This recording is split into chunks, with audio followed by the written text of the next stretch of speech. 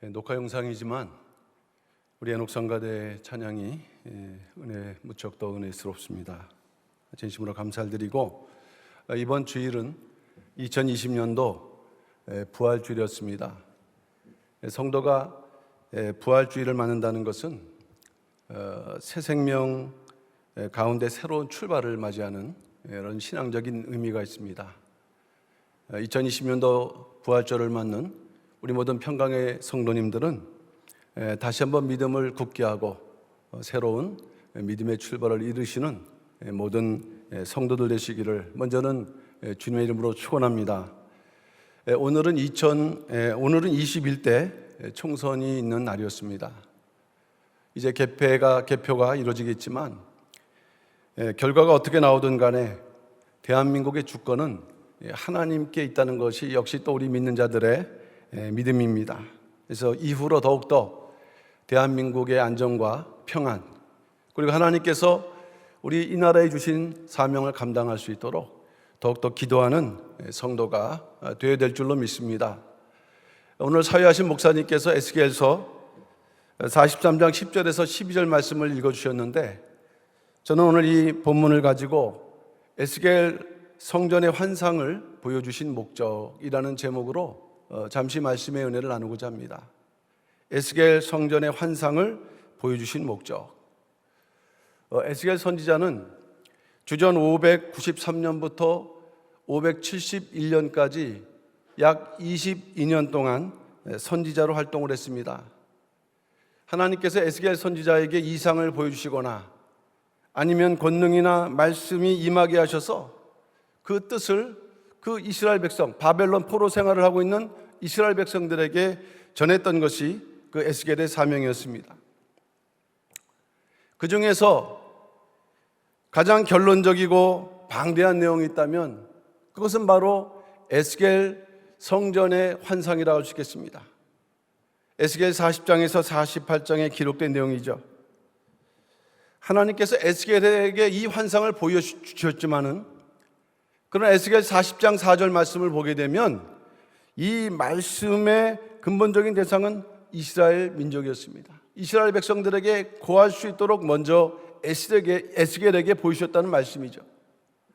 그러나 더 나아가서 에스겔 성전이 새 예루살렘 성의 청사진하는 면에서 볼 때 이 말씀은 마지막 성도들에게도 이 목적이 적용된다는 말씀이에요. 에스겔 성전의 환상과 계시는 마지막 성도들을 위한 것이다.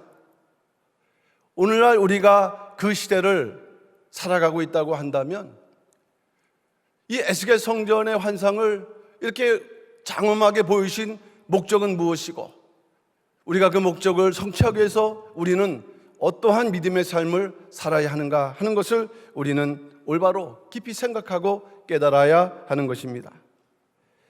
그렇다면 하나님께서 에스겔 성전의 환상을 보여주신 목적은 무엇입니까? 오늘 본문을 보게 되면 두 가지로 말씀을 하고 있습니다. 첫 번째 대지는 이스라엘 백성들이 죄악을 깨닫고 회개케 합니다. 이스라엘 백성들이 죄악을 깨닫고 회개케 하는 목적으로 환상을 보여주셨다는 것입니다. 오늘 본문 에스겔 43장 10절 말씀을 볼 때, 인자야 너는 이전을 이스라엘 족속에게 보여서 그들로 자기의 죄악을 부끄러워하고 그들로 자기의 죄악을 부끄러워하게, 그 목적을 말씀하고 있다는 것입니다. 에스겔이 받은 환상을 이스라엘 백성들에게 전하게 되면 이 이스라엘 백성들이 듣고 부끄러워하게 될 것이다, 이런 말씀이에요. 실제로 이스라엘 백성들이 그렇게 회개했는지는 성경에 나타나 있지는 않습니다. 그러나 하나님께서는 이스라엘 백성들이 자기 죄악을 부끄러워하고 회개할 수 있도록 먼저 에스겔에게 에스겔 성전의 환상을 보이셨다고 오늘 본문을 통해서 분명하게 말씀하는 것입니다. 그러나 성전의 환상을 보여주면 회개하게 된다는 것은 엄밀한 의미에서 이것은 쉽게 이해가 되지 않습니다. 쉽게 이해가 되는 내용이 아니에요. 만일 이스라엘 백성들이 에스겔처럼 직접 환상을 보게 된다면 그 놀라운 체험을 하면서 회개할 수 있는 가능성이 있어요. 근데 이스라엘 백성들은 에스겔을 그렇게 크게 위대한 선지자로 여기지 않았습니다. 그러한 에스겔이 이 말씀을 전할 때 듣자마자 부끄러움을 느끼고 회개한다는 것, 그것은 우리가 상식적으로 생각해 볼 때 잘 이해가 되지 않는다는 말씀이죠. 마치 오늘날 우리가 구속사 시리즈 11권을 통해서 이 에스겔 성전의 내용을 낱낱이 알아가고 있을 때 역시 우리가 회개를 해야 되는데 그거 쉽지 않다는 그 이치와도 같은 내용입니다. 그렇다면 오늘 이 본문의 말씀의 본래적인 의미는 과연 무엇일까요? 이것은 단순히 에스겔 성전의 환상을 보거나 듣게 되면 이스라엘 백성들이 자동적으로 회개하게 될 것이라는 그런 의미가 아닙니다. 그런 말씀이 아니에요. 여기에는 그들이 부끄러워하지 않을 수 없는 아주 심각한 신앙적인 사정이 여기에 깃들어져 있다는 의미가 되겠습니다. 우리는 이 사실을 알기 위해서 오늘 본문이 기록되어 있는 에스겔 43장 앞부분인 1절에서 9절까지의 내용을 잘 알아야 합니다. 1절에서 5절까지는 어떤 말씀입니까?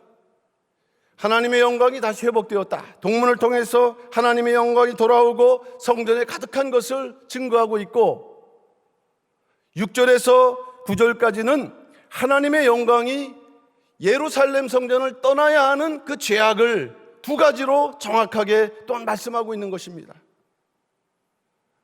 그러니까 오늘 본문 앞에 있는 이 내용들은 두 가지 상반된 내용이 기록되어 있는 것입니다. 하나님의 영광의 회복과 하나님의 영광이 떠나기 전에 그 예루살렘 성전에서 일어난 죄에 대한 실상을 비교적으로 말씀하고 있는 것입니다. 6절에서 9절까지의 죄악은 당시 그 시기에 솔로몬 성전에서 행해졌던 죄악이었고, 하나님께서 하나님의 영광이 성전을 떠날 수밖에 없는 그 내용을 하나님께서 비로소 에스겔에게 말씀하고 있는 것입니다. 에스겔의 연대기를 우리가 계산해 보면 솔로몬 성전이 파괴되기 6년 전에 하나님의 영광이 성전을 떠났다라는 것을 우리는 알 수 있습니다. 말씀드렸던 대로 거기에는 아주 심각하고 하나님 보시기에 가증한 죄악이 행해졌기 때문입니다. 네, 에스겔도 비로소 알았지만 에스겔이 이제 하나님의 영광의 회복과 에스겔 성전의 그 장엄한 모습을 전하기에 앞서 이 이스라엘 백성들에게 전했던 그 사실, 이러한 죄악의 실상을 그들이 비로소 알게 될 때 그들은 심히 부끄러워할 수밖에 없는 그런 상황이 될 수밖에 없는 것입니다. 그렇다면 어떠한 죄악들이었을까요? 어떠한 죄악이 더 나아가 예루살렘 성전에서 죄악이 실행됐기에 하나님의 영광이 떠났을까요? 작은 첫째는 이스라엘 족속과 왕들이 음란히 행한 죄라고 말씀합니다. 이스라엘 족속과 왕들이 음란히 행한 죄다. 이것은 에스겔 43장 7절에 기록되어 있죠. 이스라엘 족속 곧 그들과 그 왕들이 음란히 행하며, 이것은 왕들과 그 백성들이 서로 간에 음란히 행했다는 것이 아니라 왕 각각 또 백성들 각각 따로 그 음란한 행동을 했다는 의미인데, 여기서 음란이란 말은 히브리 말로 제누투입니다. 제누투. 이것은 음행을 말하기도 하지만 다른 신을 섬기는 우상 숭배를 얘기할 때 쓰는 그런 단어가 되겠습니다. 당시 이스라엘 백성들의 우상 숭배는 계속 있어 왔던 죄였지만, 그러나 문제는 이 우상 숭배가 이제 하나님의 성전에서 버젓이 행해지고 있는 그런 때가 되었다는 거예요. 아주 악한 때가 되었다는 것입니다. 이것을 에스겔 8장에서는 네 가지로 말씀하고 있습니다. 에스겔 8장을 보게 되면 네 가지 제약으로 말씀을 하고 있어요. 그 첫 번째가 무엇입니까? 성전 안에 우상의 자리가 있었다고 말씀합니다. 고정된 자리. 마치 이 모리아 성전 그 한편에 여기 있어서는 안 되는 우상의 자리가 버젓이 있었다는 것이에요. 에스겔 8장 3절 말씀 보면 하나님의 이상 가운데 나를 이끌어 예루살렘으로 가서 안뜰로 들어가는 북향한 문에 이르시니 거기는 투기의 우상 곧 투기를 격발케 하는 우상의 자리가 있는 곳이라. 성전 안뜰로 들어가는 이 북향한 문을 통해서 들어갈 때 그 자리에 우상의 자리가 있다는 말씀이죠. 우리가 에스겔 성전을 통해서 보면 이 안뜰은 사실 성전의 중심입니다. 근데 거기에 우상이 자리를 잡고 있습니다. 하나님께서 투기하실, 격발하실 그런 우상의 자리가 버젓이 있다는 것이에요. 이것은 그만큼 우상 숭배가 이스라엘 백성들 마음속에 그 신앙 속에 깊숙이 들어왔다는 의미죠. 두 번째는 성전 여러 방 중에 그 방 중에 각종의 그림이 그려져 있었고 장로 70인의 장로는 그 앞에서 분향했다고 에스겔 8장 10절은 말씀을 하고 있습니다. 에스겔 성전을 볼 때도 여러 가지 방이 있죠. 많은 방이 있습니다. 이 솔로몬 성전에도 방이 있습니다. 근데 어느 한 방에는 각양 곤충과 가증한 짐승과 이스라엘 백성들이 섬기는 우상의 그림들이 그려져 있는데 하나님의 집이 이와 같은 그림으로 훼손을 당하는 일이 그 당시에 이루어지고 있었다는 말씀이죠. 게다가 장로 70인이 향로로 분향을 하고 있었다. 성경적으로 70인의 장로는 이스라엘을 대표하는 지도자입니다. 이거는 백성들뿐만 아니라 지도자들까지도 이 우상숭배에 완전히 심취하고 몰두하고 만연되어 있었다는 사실을 두 번째 내용에서 보여주고 있는 것입니다. 세 번째는 성전 들어가는 북문에는 여자들이 담무스 우상을 위해서 애곡을 하고 있었다는 것이에요. 성전 들어가는 북문, 이것도 성전 지역입니다. 여자들이 앉아서 애곡을 했다. 에스겔 8장 14절에 기록되어 있는데 이 담무스 신은 바벨론의 오래된 신입니다. 이 사람들이 바벨론으로 포로 생활하면서 새롭게 만난 신이에요. 우상들은 주로 남신도 있고 여신도 있는데 남신이었고 여자들이 주로 섬기는 신이었습니다. 구속사 시지를 보게 되면 이 신의 목적은 봄의 식물을 보호하는 신이라고 되어 있어요. 그러니까 봄을 소생케 하고 그것의 목적을 이루게 되면 이제 자기 그 지하세계로 내려간다. 4월 봄을 소생케 하고 지하세계로 내려간다. 왜 애곡하느냐? 이 담무스가 지하세계로 내려갔다는 것을 슬퍼하는 것입니다. 에스겔이 이 환상을 볼 때가 6월 달이었는데 그럼 이 여인들이 애곡한 때는 4월 달부터 6월 달까지 무려 약 3개월 정도 애곡을 하고 있었는 거예요. 그것도 버젓이 성전 입구에서. 어느덧 성전의 실제 주인 행세를 이 우상들이 하고 있는 때가 이제 온 것입니다. 마지막 네 번째는 성전 문 앞에서 동방태양을 경배하였다. 성전 문 앞에서 동방태양을 경배했다.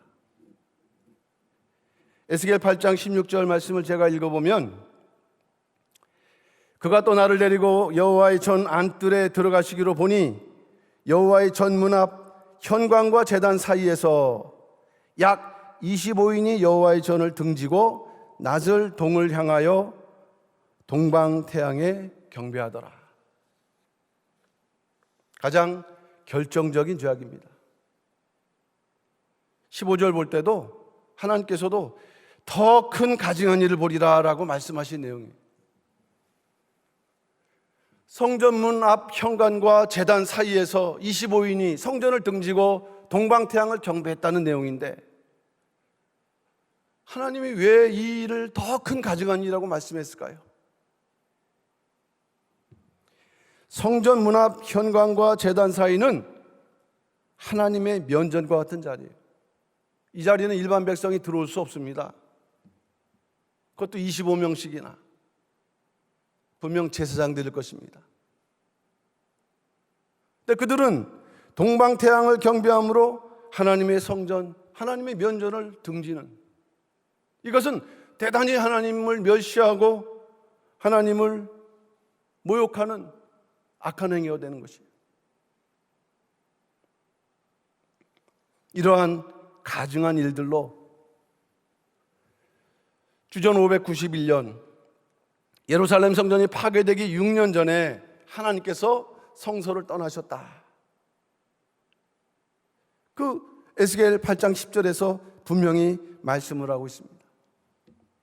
그가 또 내게 이르시되 인자야 이스라엘 족속에 행하는 일을 보느냐? 그들이 여기서 크게 가증한 일로 행하여 나로 내 성소를 멀리 떠나게 하느니라. 이렇게 말씀하고 있는 것이에요. 내가 부득이 떠날 수밖에 없다. 사실 하나님께서 에스겔에게 말씀하기 전까지는 어느 누구도 이 사실을 알 수가 없었죠. 에스겔도 몰랐으니까요. 비로소 에스겔에게 그 말씀을 전했고 떠나는 이유를 이제 밝히시는 거예요. 이스라엘 백성들은 드디어 에스겔 선지자를 통해서 이러한 실상을 비로소 듣게 되는 것입니다. 속사정을 알게 되는 것이에요. 참으로 부끄럽고 두려움을 느낄 수밖에 없는 죄악이죠. 또한 어떠한 죄악이 하나님의 영광을 떠나게 했을까요? 작은 두 번째로 볼 때 죽은 왕들의 시체로 하나님의 거룩한 이름을 더럽히는 죄악이 있었다는 것입니다. 죽은 왕들의 시체로 하나님의 거룩한 성호를 더럽혔다. 하나님 못 견디시는 것이죠. 에스겔 43장 7절에서 이렇게 말씀합니다. 그 죽은 왕들의 시체로 다시는 내 거룩한 이름을 더럽히지 아니하리라. 사실 이 말씀도 이해하기가 좀 어렵습니다. 이 죽은 왕들의 시체, 특별히 에스겔 43장 9절 말씀 보게 되면 왕들의 시체를 내게서 멀리 제하여 버려야 영원토록 그들 가운데 거할 것이라. 왕들의 시체를 하나님 계신 곳에 이게 뭔가 갖고 있는 것이에요. 이 이스라엘 백성들이. 그렇다면 죽은 왕들의 시체는 무엇이며 그것이 어떻게 하나님의 성호를 더럽혔을까요? 역사적 내용을 살펴볼 때 우리는 이 의미를 두 가지로 살펴볼 수가 있습니다. 첫째는 죽은 왕들을 기념하는 비석을 거룩한 성소나 인접 지역에 세움으로 하나님의 이름을 더럽혔다는 것입니다. 죽은 왕들의 그 기념하는 비석을 말씀하고 있는 것이죠. 시체라는 말은 히브리어로 페게르라고 하는데, 페게르, 이 말은 비석이라는 말로도 번역이 됩니다. 비석, 기념비죠. 실제로 악한 왕들은 자기가 살아있는 동안에 자기를 기념하는 비를 기념하고자 비석을 세웠는데 성전 혹은 성전 주변에 그 비석을 세웠다는 것입니다. 오직 하나님의 이름을 나타내야 되는 나약한 피조물의 대표죠, 왕. 이 대표적인 왕이 오히려 자기 이름을 기념하고자 하는 것은 무척 교만한 죄악일 뿐만 아니라 더 나아가 하나님의 거룩한 성호를 더럽히는 죄악이 되는 것입니다. 역사 속에서 사울은 기념비를 세움으로 하나님께 범죄했던 인물입니다. 사무엘상 15장 12절 말씀을 읽어보면 사무엘이 사울을 만나려고 아침에 일찍이 일어났더니 혹이 사무엘에게 고하여 가로되 사울이 갈멜에 이르러 자기를 위하여 기념비를 세우고 돌이켜 행하여 길갈로 내려갔다 하는지라. 혹이 어느 누군가가 사무엘에게 이렇게 보고하는 것입니다. 할 일도 많은데 갈멜에 와서 자기 기념비, 자기를 위하여 기념비를 세우고, 이게 바로 사울의 본질을 드러내는 모습이죠. 자기 이름을 드러내는 행위 같지만 이 의미는 하나님을 업신여기고 또 하나님의 이름을 더럽히는 의미가 담겨져 있는 죄악의 행위였습니다. 후대의 악한 왕들은 이러한 행위를 본받아서 하나님의 성전까지 침입하면서까지 자기의 비를 세움으로 하나님의 이름을, 하나님의 성호를 더럽히는 죄악이 예루살렘이 멸망하기 직전까지 이루어졌던 죄악의 내용입니다. 또 하나 우리가 살펴볼 수 있는 내용은, 둘째, 유대인들이 죽은 왕들의 우상들을 하나님의 성전이 있는 시온산 언덕 곁에 나란히 세웠다는 것이에요. 유대인들이 죽은 왕들의 어떤 그것을 우상화했던가, 아니면 그 죽은 왕들이 섬겼던 우상들을 어디에? 하나님의 성전이 있는 시온산 그 인근 지역에 나란히 세웠다는 것입니다. 역시 하나님의 거룩함을 훼손하고 하나님의 성호를 더럽히는 악한 행위가 되는 것입니다. 이처럼 에스겔 43장 6절에서 9절 말씀 보게 되면 하나님의 성전에서 우상을 숭배함으로 성전을 더럽혔죠. 자신의 기념비를 세우되 하나님의 성전 부근이나 성전 안에 세움으로 하나님의 성호를 더럽히는 이 죄악이 하나님께서 영광을 떠나게 하시고 이후에 6년 이후에 이제 예루살렘 성전이 멸망당하는, 파괴되는 그러한 일이 있었을 때 에스겔 선지자는 이러한 죄악과 더불어 이스라엘 백성들에게 다시 도래해야 할 새 성전, 에스겔 성전의 영광을 이렇게 보여줄 때 이 이스라엘 백성들이 그 말씀을 들음으로 느끼는 감정은 당연히 심각한 부끄러움이 아닐 수가 없는 것이에요. 더 나아가 그들이 행했던 부끄러움, 성전이 멸망되고 자기들이 포로 생활하면서 고생할 때 하나님은 무엇 하시느냐? 원망하고 불평할 수도 있어요. 하나님의 성전을 파괴되도록 지켜주지 않으시냐? 하나님의 언약의 자손들이 왜 포로 생활할 수 있도록 이렇게 내버려 두시느냐? 라고 원망하고 불평했지만 바로 이러한 죄악을 듣고 자기들이 원망을 하고 불평하는 것을 부끄러워할 수밖에 없었던 그런 의미들이 이 사실에 담겨져 있을 때 하나님은 그러한 죄악의 현실과 부끄러움을 통해서 이스라엘 백성들이 정확하게 회개할 수 있도록 에스겔 성전의 환상을 에스겔에게 보이셨고 에스겔은 다시 이스라엘 백성들에게 그것을 고할 수 있도록 말씀하신 것이다 하는 것이 오늘 본문에 나타나고 있는 것입니다. 서론적으로 말씀드렸던 것처럼 이것은 과거 이스라엘 백성들만을 위한 것이 아니라는 것이죠. 오늘날 에스겔 성전의 말씀이 공개되고 선포되는 이때 우리가 에스겔 성전에 들어갈 수 있는 자격자가 되기 위해서는 먼저 어떤 자리에 있든지 간에 부끄러워할 수 있는 그런 자가 되어야 한다. 고린도전서 3장 16절 하나님을 믿는 우리가 하나님의 성전이라고 말씀했는데 저나 여러분이 다 하나님의 성전인데 골로새서 3장 5절 말씀 보면은 그 성전 안에 있는 지체들 음란과 부정, 사욕과 악한 정욕, 탐심이라는 우상 숭배가 여전히 우리에게 머물러 있다고 한다면 하나님의 영광은 우리와 함께하지 않을 수도 있습니다. 크신 은혜를 우리가 받고도 크신 사명을 받고도 여전히 옛사람의 습성을 우리가 가지고 살아간다고 한다면 우리는 그렇게 생각할지 모르지만 하나님의 영광은 우리와 함께하지 않는다. 하나님의 영광은 우리가 우리의 죄악에 대해서 부끄러움을 느끼고 회개할 때 함께할 것을 말씀하고 있습니다. 베드로전서 4장 14절 말씀 보면 너희가 그리스도 이름으로 욕을 받으면 복 있는 자로다. 영광의 영 곧 하나님의 영이 너희 위에 계심이라. 영광의 영 하나님의 영이 계시기 위해서 하나님의 이름, 하나님의 뜻을 위해서 고난을 받는 자, 그들 위에 영광의 영이 함께 계신다는 것을 베드로전서 4장 14절은 말씀을 하고 있다면, 오늘날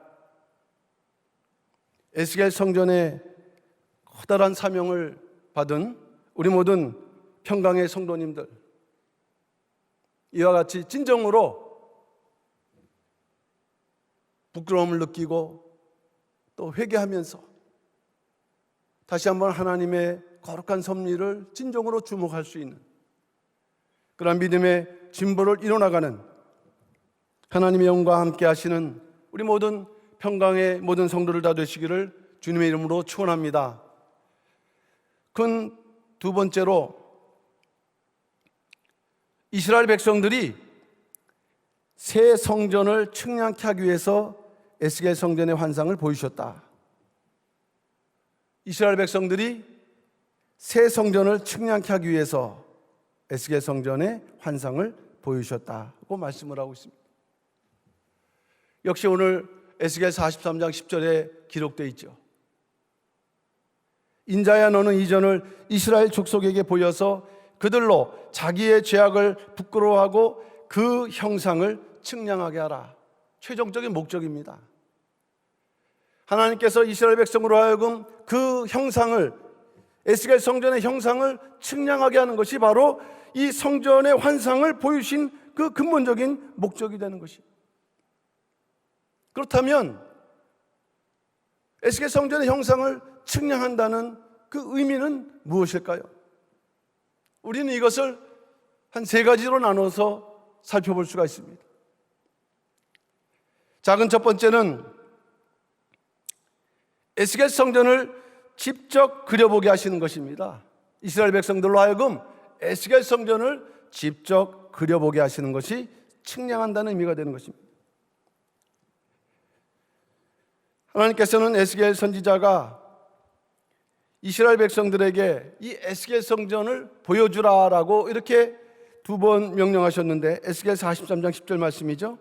인자야, 너는 이 전을 이스라엘 족속에게 보여서, 또 43장 11절 말씀 볼 때도 너는 이전의 제도와 식양과 그 출입하는 곳과 그 모든 형상을 보이며, 이 보여주라. 우리 한글 성경이나 한글말로 보면은 그려서 뭔가 시각적으로 보여주는 것처럼 보이지만 그 의미가 아니라, 이것은 히브리 말로 나가드라는 단어인데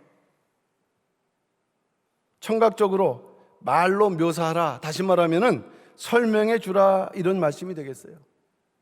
네가 본 것을 설명해 주라. 그러니까 이 내용을 좀 우리가 순서를 정리해 보게 되면, 하나님께서 에스겔 선지자에게 환상을 보이셨죠. 그리고 에스겔 선지자는 그 환상을 이스라엘 백성들에게 말씀할 때 그 중에서 부끄러워하는 자가 나타나면 그들에게 에스겔 성전의 식양과 제도에 대해서 자세히 설명을 해줄 때 이스라엘 백성들은 그 설명을 듣고 그림을 그려보면서 측량하는 그런 내용이 되는 것입니다. 그러므로 이스라엘 백성들이 측량케 하라. 그것은 가장 기본적으로 에스겔 성전을 그려보게 하라. 에스겔이 환상 본 것을 이스라엘 백성은 듣고 양피지나 아니면 바닥에 그려보면서 규모를 가늠해 보는 것이죠. 이것이 측량의 첫 번째 의미이고 목적이에요.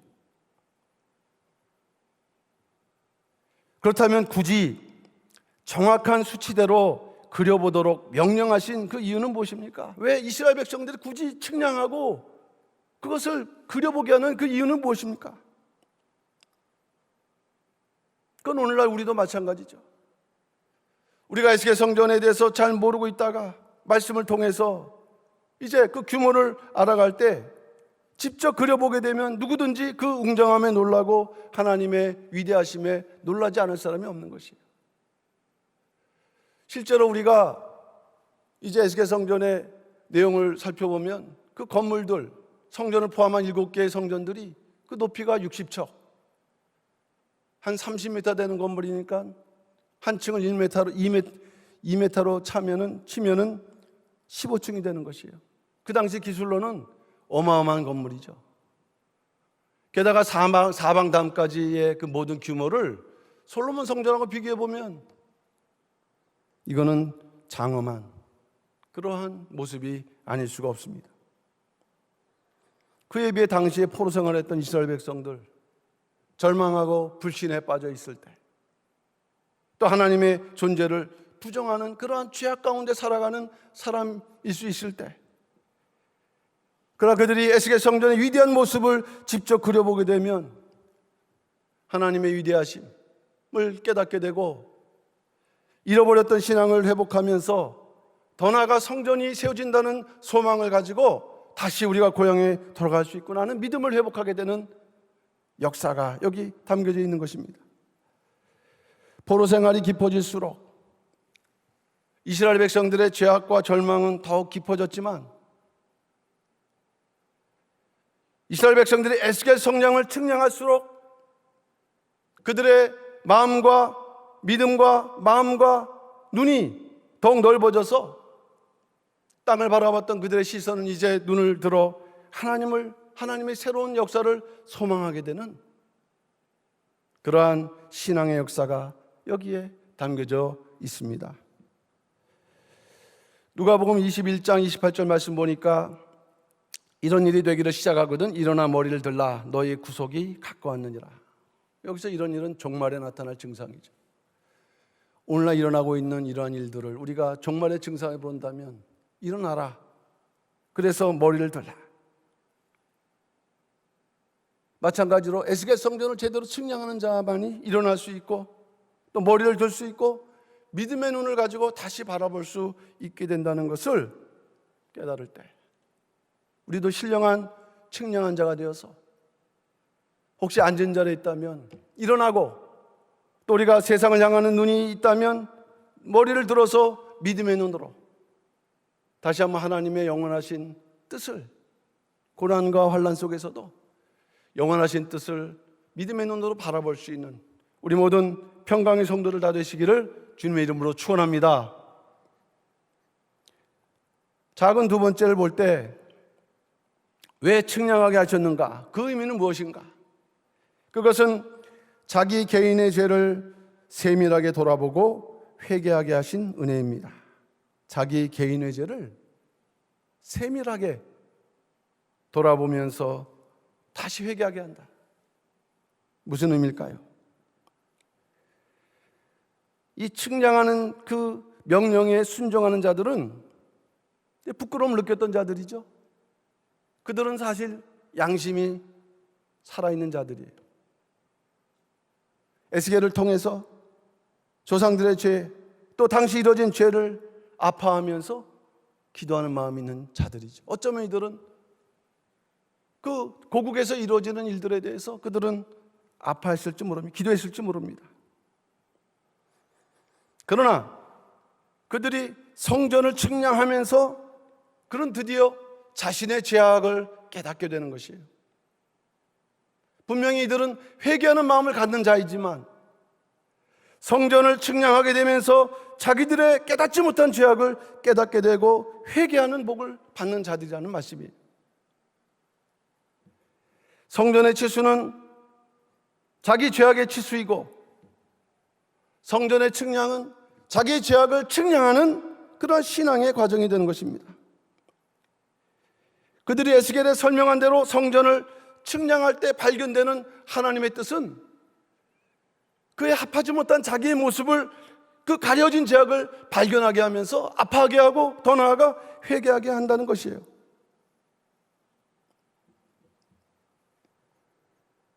이처럼 에스겔 성전의 제도와 식양의 정확한 측량은 정확하신 하나님 앞에 살지 못하는, 언약대로 살지 못하는, 진실하지 못한 자신을 돌아보게 되고 감춰진 죄악까지 회개케 하시는 하나님의 역사입니다. 성전을 측량하는 것 같지만 그 성전을 통해서 너의 죄악을 다시 한번 정확하게 측량해라. 이것은 마지막 성도들도 신령한 측량자가 되어야 된다는 것을 말씀을 하고 있어요. 마지막 때 요한계시록 11장 보면 측량이 있습니다. 하나님의 제단과 성전을 먼저 측량을 해요. 그 측량에 우리가 통과해야 되는데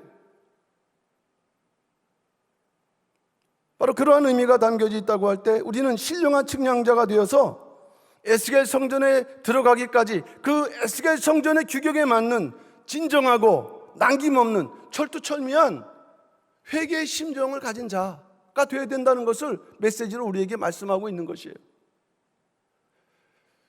우리가 사순절을 보내고 고난주간 보내고 부활절 지냈죠. 사순절 고난주간 보낼 때 제일 우리 마음속에 남아있는 것은 죄와 회개인데 우리는 회개한다고 하지만 대체로 뭉뚱그려 회개할 때가 많이 있습니다. 저도 그럴 때가 많죠. 마음을 알아주시니까 회개하면 다 용서해 주시겠지. 잘못했으니 용서해 주시옵소서. 이렇게 기도할 수 있어요.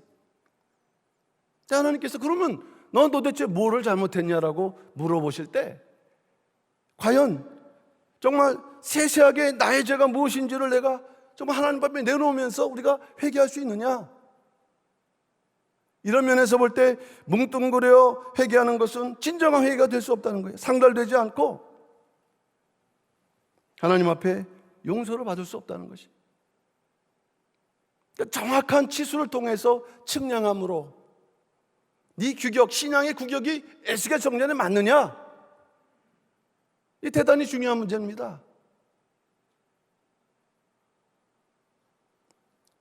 이러한 성전 측량을 통해서 하나님의 뜻을 깨닫고 더 나아가 진정한 회개를 하는 자가 회개의 열매를 맺는다. 마태복음 3장 8절 말씀이죠. 그러므로 회개에 합당한 열매를 맺고. 참으로 두려운 말씀이 아닐 수가 없어요. 저도 이렇게 설교하지만 과연 나는 그 자격자인가를 묻지 않을 수가 없습니다. 마지막 세 번째는 왜 측량하느냐? 왜 측량케 하셨느냐는 말씀이죠. 에스겔 성전의 구속 경륜을 깨닫게 하시는 축복입니다. 에스겔 성전의 구속 경륜을 깨닫게 하시는 축복. 측량하면 뭐가 나오겠죠? 답이 나오겠죠? 그 답이 뭐냐? 에스겔 성전의 구속 경륜, 더 나아가 마지막 때 성도들에게는 새 예루살렘에 들어갈 그 선한 길. 에스겔 43장 11절 말씀을 보면 만일 그들이 자기의 행한 모든 일을 부끄러워하거든 너는 이 전의 제도와 식양과 그 출입하는 곳과 그 모든 형상을 보이며 또 그 모든 규례와 그 모든 법도와 그 모든 율례를 알게 하고 그 목전에 그것을 써서 그들로 그 법도 모든 법도와 그 모든 규례를 지켜 행하게 하라. 이 에스겔 43장 11절 말씀은 첫째로 측량하게 하고 두 번째 알게 하고 세 번째 행하게 하라 이 말씀이 되는데 측량 즉 그림을 다 그린 후에는 그 다음에 규례와 법도와 율례를 알게 하라. 이게 하나님의 명령입니다. 참 에스겔은 다른 선지자보다 너무 많은 고생을 한 선지자라는 것을 알게 돼요. 규례와 법도와 율례는 비슷한 것 같지만 구분해서 살펴볼 수 있을 때 규례와 법도 이것은 성전과 성전이나 제사에 관한 아주 구체적이고 세부적인 가르침이나 지침을 말씀하고 있다고 한다면 율례는 좀 더 포괄적인 내용입니다. 새 성전의 의미는 무엇이고 새 성전은 왜 주셨는가 하는 그 거대한 의미를 답하는 그런 내용이 되는 것이죠. 성전을 어떻게 운영하고 유지할 것인가 라는 것이 규례와 법도가 답을 준다면 새 성전을 주신 의미는 무엇이고 그것을 통한 구속사적인 뜻은 무엇인가라는 답을 주는 것이 율례라는 것이에요. 분명 에스겔 성전은 모세 장막 성전이나 솔로몬 성전과 구조와 내용이 다릅니다. 이 에스겔 성전에는 법궤가 없기 때문에 그저 나무제단 하나입니다. 새로운 법이 필요한 것이, 이스라엘 백성들이 포로 생활 이후에 돌아가서는 새로운 하나님의 법도에 따라서 이제 살아가야 된다는 것, 그것을 깨닫게 해라. 그러나 이 에스겔 성전이 종말론적인 의미를 지닐 때 마지막 성도들에게는 장차 하나님 나라가 도래함을 보여주는 구속경륜일 때, 특별히 종말 성도들에게는 새 예루살렘 성으로 나아가는 구원의 길이 무엇인가 발견해야 된다는 말씀이에요. 그저 열심히 살다 보면은 어떻게 되겠지, 절대 신앙의 세계는 그런 것이 아니고, 이제 에스겔 성전이라는 분명 목표를 주셨을 때 그 성전에 들어가는 길은 어느 길인가, 그것을 알게 하기 위해서 측량하라. 동서남북 문은 어디 있고 그 규모는 어떻게 되고 거기에 들어가기 위해서는 어떻게 되고. 시편 25편 12절 말씀 보면 여호와를 경외하는 자 누구뇨? 그 택할 길을 저에게 가르치시로다 말씀했어요. 여호와를 경외하는 자만이 마지막 때 에스겔 성전에 들어가는 그 자격자입니다. 그에게 택할 길을 가르치신다라고 말씀했습니다. 시편 25편 13절도 그 자손은 땅을 상속하리로다 이렇게 말씀을 하고 있습니다. 측량을 통해서 자기의 죄악을 발견할 뿐만 아니라 더 나아가 그것을 통한 그 다음 우리에게는 마지막 때 새 예루살렘 성으로 나아갈 수 있는 이 구속경륜을 알게 하는 하나님의 뜻이라고 한다면, 우리 저나 여러분들 평강의 모든 성도님들은 이 에스겔 성전의 의미를 분명히 깨닫고 이 환상을 통해서 우리에게 알려주신 그 구속경륜을 깨닫고 거기에 합당한 힘차게 새 예루살렘 성으로 나갈 수 있는 그러한 합당한 모든 성도를 다 되시기를 주님의 이름으로 축원합니다. 결론적으로 말씀드립니다. 에스겔 성전의 환상을 보여주신 목적을 두 가지로 말씀했습니다. 첫 번째는 부끄러움을 느끼고 그리고 회개케 하는 하나님의 은혜의 역사.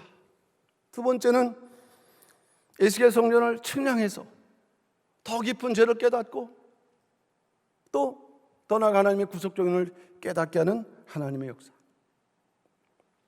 어느덧 때가 돼서 이제 바벨론 포로 시대가 아니라 마지막 때가 되어 이 에스겔 성전의 말씀이 이렇게 공개되고 있어요. 책가지로 이렇게 나타나서 누구든지 마음만 먹으면 이렇게 접할 수 있는 시대가 왔습니다. 무엇은 말씀일까요? 마지막 때의 성도들은 이 에스겔 성전의 환상을 보여주신 목적을 성취하는 자가 되어야 된다는 것을 말씀하고 있는 것입니다. 나는 에스겔 성전에 들어가기에 합당한 신앙의 열매가 맺혀진 자인가? 우리는 스스로 물어야 돼요. 또 나는 새 예루살렘을 향한 올바른 말씀의 길로, 구원의 길로 나아가고 있는가? 그것을 우리는 물어야 되고 스스로 답을 해야 됩니다. 이러한 답을 하되 넉넉하고 능력 있는 그러한 답을 함으로 말미암아 마지막 때 하나님께서 이렇게 알려주시고 보여주시고 정해주신 그 믿음과 구원의 길을 넉넉히 이루고 마지막 때 이 신령한 에스겔 성전의 구속경륜을 완성하는 우리 모든 평강의 성도를 다 되시기를 주님의 이름으로 축원합니다. 기도하겠습니다.